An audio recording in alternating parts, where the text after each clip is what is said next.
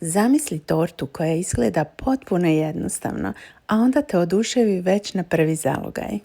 Ovo je krtičnjak torta, savršena kombinacija mekanog čokoladnog biskvita, svježih banana i lagane prozračne kreme. Prvo pečemo sočni biskvit koji će biti baza cijele priče.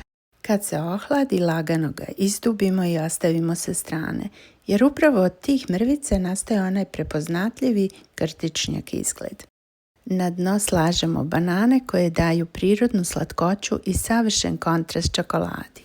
Preko toga ide bogata, ali lagana krema koja sve povezuje u savršen balans okusa.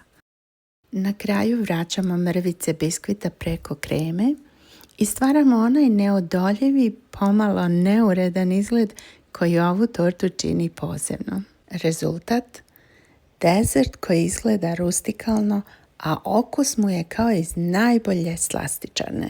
Ako voliš čokoladu i banane, ovo je torta koju ćeš praviti iznova i iznova. Jednom napraviš i već znaš šta ćeš praviti sljedeći put. A sad mi recite, da li biste vi ovo probali?